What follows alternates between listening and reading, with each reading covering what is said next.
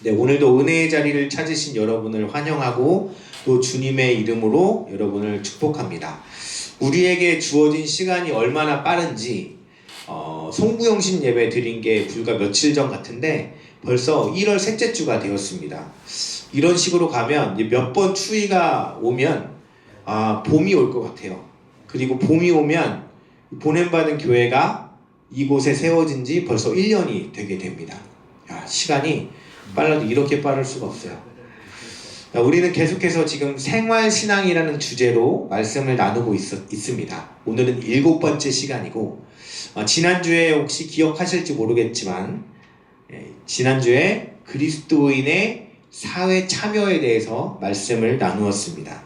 우리 그리스도인들이 발딛고 살아가는 이 세상 속에서 우리는 먼저 복음 중심의 정체성을 가지고 이 세상에 대한 안목을 길러야 합니다. 그리고 기꺼이 뭐를 선택하냐? 수고를 선택하는 삶을 살아야 한다라고 지난주에 말씀을 나누었습니다. 자, 이제 오늘은 시간이라는 주제로 말씀을 나누려고 합니다. 제가 방금 시간이 참 빠른 것 같습니다 라고 말씀을 드렸는데 아마도 세상 모든 사람들에게 똑같이 주어진 자원이 뭐냐 라고 하면 하루 24시간이라고 하는 이 시간을 꼽을 수 있을 거예요. 우리는 모두 똑같이 주어진 이 시간을 하나님 앞에 잘 활용해야 할 책임이 있습니다. 시간 관리에 대해서 이야기를 하자면 우리 기독교에서뿐 아니라 수많은 자기계발서 같은 그런 책에서 시간 관리가 성공하는 인생의 첫 번째 핵심 요소다라고 많이들 이야기합니다. 이런 책이 있어요. 하버드 첫 강의 시간 관리 수업이라는 책이 있습니다. 이 책을 보면 하버드 대학교 가보셨습니까? 저 안 가봤지만 하버드 대학교의 학생들에게 처음으로 강의하는 것이 시간 관리에 관한 내용이라는 거예요. 그러면서 여기에 보면 세계적으로 성공한 CEO들의 이야기가 나오는데 한마디로 말하면 그 유명한 세계적인 기업의 그 CEO들이 수많은 업무 보고를 받을 거고 엄청난 이메일도 다 받을 거고 의사결정, 건강관리, 또 미래를 위한 어떤 투자, 아이디어, 그와 함께 가족과의 관계 이런 여러 분야의 일들을 어떻게 잘할 수 있느냐? 바로 시간을 잘 관리했기 때문이다 라고 이야기하고 있습니다. 그렇다고 해서 오늘 제가 여러분들에게 우리 그리스도인들도 이렇게 시간을 잘 관리해야 합니다 라는 말씀을 드리려는 건 아니에요. 그러면 그냥 자기계발서를 읽는 편이 훨씬 더 유익하겠습니다. 물론 우리 그리스도인들도 시간을 잘 관리하고 그래서 성공하고 타인의 모범 사례가 되는 것도 중요합니다.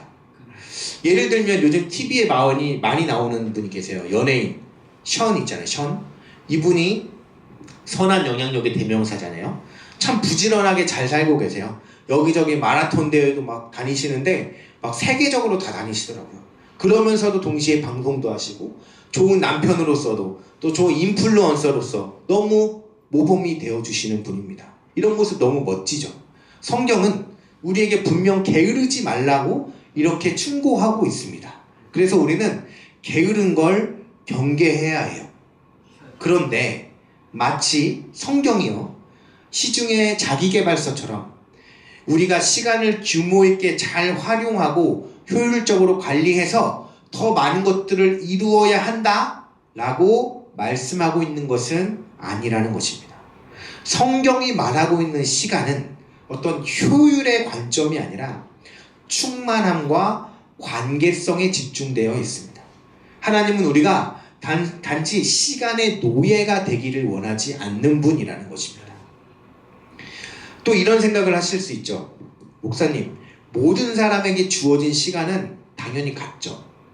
그런데 그 시간이라는 것이 개인적인 그리고 사회적인 환경에 영향을 받는 거 아닙니까?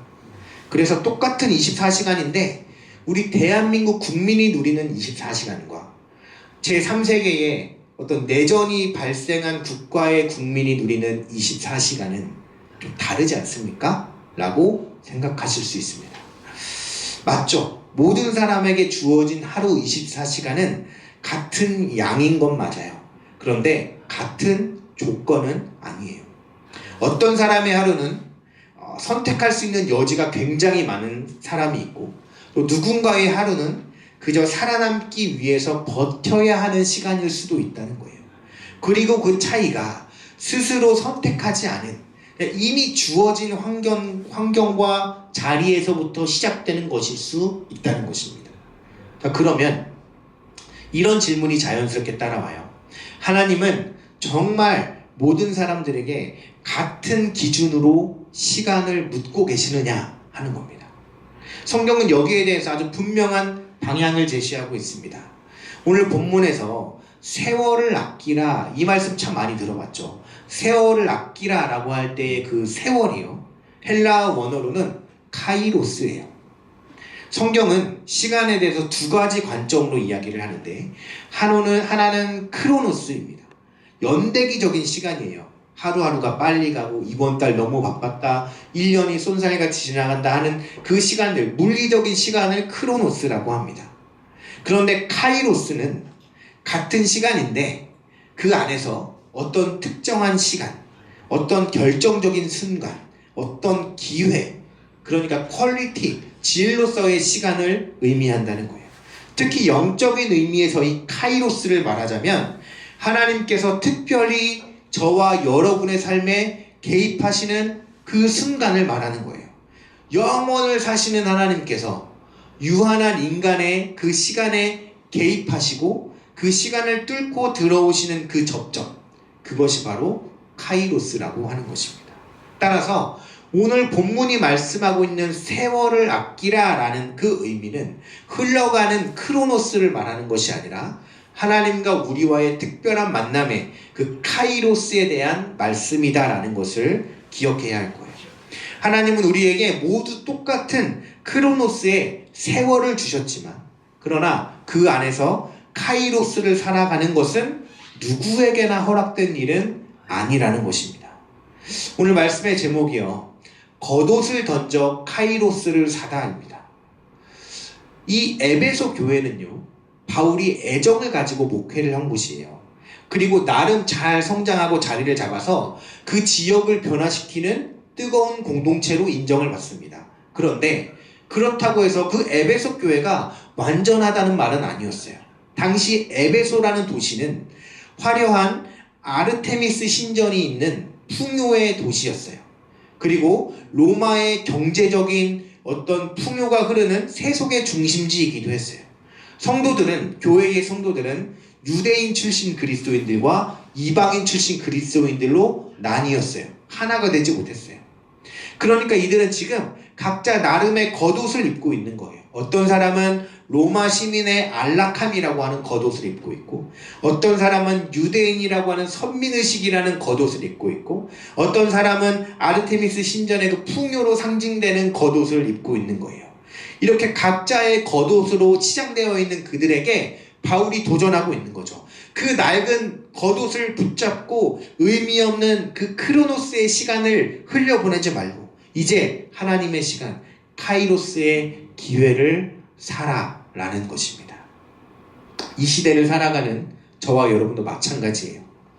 우리를 치장하고 감싸고 있는 그 화려한 겉옷, 그럴듯해 보이는 그 겉옷, 그걸 던지고 하나님과의 만남의 시간, 하나님께서 역사하시는 그 시간, 영원하신 하나님께서 유한한 우리 인간의 삶을 향하여 뚫고 들어오시는 그 크로노스의 시간을 건져내야 한다는 것입니다. 그러면 어떻게 그렇게 할 수 있습니까? 첫째로 방향과 관계에 집중해야 가능합니다. 오늘 본문 15절 말씀이에요. 그런즉 너희가 어떻게 행할지를 자세히 주의하여 라고 말하고 있습니다. 어떻게 행할지를 자세히 주의하라. 여기서 주의하다 라는 말은 원어로 정밀하게, 정확하게 라는 뜻을 갖습니다. 그러니까 이건 단순히 스케줄표를 촘촘하게 잘 짜라 이런 말이 아니라 내가 지금 걷고 있는 이 길이, 내가 보내고 있는 이 시간이 하나님 나라의 방향과 일치하고 있는지를 정확하게 살펴보라는 의미입니다. 그래서 메시지 성경은 이 본문을 여러분의 발걸음을 살피십시오 라고 번역하고 있습니다. 즉 하나님께서 우리에게 허락하신 그 시간을 대할 때의 첫 번째 단추는 방향과 관계를 점검해 보아야 한다는 거예요. 방향 없는 시간이 얼마나 무의미하게 쓰일 수 있는지 저와 여러분은 이미 잘 알고 있습니다. 여러분 쇼츠 많이 보시죠? 우리의 시간을 이 쇼츠가 얼마나 많이 빼앗아가고 있습니까? 이거 짧다고 무시하면 안 돼요. 그게 쇼츠가 길어야 1분 이내인데요. 그거 무심코 한번 봤다가 한두 시간이 훌쩍 지나가 버리는 경험을 아마 저와 여러분 모두 하셨을 것입니다. 이 숏폼의 무서움이요. 실제로 긴 영상보다 짧은 영상을 볼 때 뇌에서 도파민이 훨씬 더 많이 나온다고 해요. 그 내용도 사실 자극적인 것이 많고 지나고 보면 남는 게 없어요. 우리가 정신을 차리고 주의하지 않으면 우리의 시선과 방향은 가장 쉬운 자극으로 끌려가게 되어 있다는 것을 우리는 꼭 기억해야 할 것입니다. 우리의 삶의 방향은요, 시간의 사용으로 드러나요. 그리고 그 사용의 시간은요, 대부분 관계로 결정됩니다. 앞서 말씀드렸듯이 모든 사람의 24시간은 다 똑같지 않아요. 조건도 다르고요, 여유도 다르고요, 선택의 폭도 다 달라요. 그런데 바울이 오늘 본문에서 너희가 어떻게 행할지를 이라고 했거든요. 이거는 모두 각자의 삶의 자리와 선택의 폭이 다 다르다는 걸 전제하고 하는 말이에요. 각자의 자리에서 어떻게 행할 것인가, 어떤 관계 위에서 어떤 방향으로 시간을 사용할 것인가를 묻고 있는 거예요. 우리가 주어진 이 크로노스의 시간 속에서 카이로스를 사용하는 첫 번째 방법은 방향과 하나님과의 관계에 집중하는 것이라는 것을 여러분 기억하시기를 바랍니다. 자, 그런가 하면 두 번째로 우리가 주어진 시간 앞에서 하나님이 주신 기회를 포착할 수 있어야 한다는 것입니다. 그리고 본문 16절에 보니까요, 세월을 아끼라 때가 악하니라 라고 말합니다. 여기서 아끼라 라는 말은 헬라어로 엑사보라조라고 합니다. 이 말은 뭐냐면 시장에서 값을 치르고 사오다, 건져내다 라는 뜻을 가지고 있어요. 바울의 시대에요, 노예가 있었거든요. 노예를 시장에서 사고 팔 수 있었습니다. 그런데 그 노예를 값을 치르고 사서 그 노예를 자유인으로 풀어준다 라고 할 때 바로 이 단어를 사용했습니다. 세상은 시간을 허무와 탐욕과 무의미한 어떤 분주함으로 흘려보내도록 해요. 하나님의 시간, 그 카이로스가 이 시대라는 감옥에 갇혀 있다면, 그리고 흘러가는, 그리고 갇혀있는 그 시간을 하나님의 통치가 임하는 기회로 값을 치르고서라도 사야 한다는 이야기입니다. 그것을 값을 주고라도 건져오라는 이야기예요. 그만큼 소중하다는 것을 강조하는 거예요. 우리의 분주함이나 탐욕에 매여있는 그 시간을 대가를 지불하고서라도 사서 하나님의 기회로 가져야 한다라는 것입니다. 이 말씀과 아주 너무 잘 어울리는 이야기가 성경에 등장하고 있어요. 마가복음 10장을 보면 바디메오라고 하는 남자가 등장해요.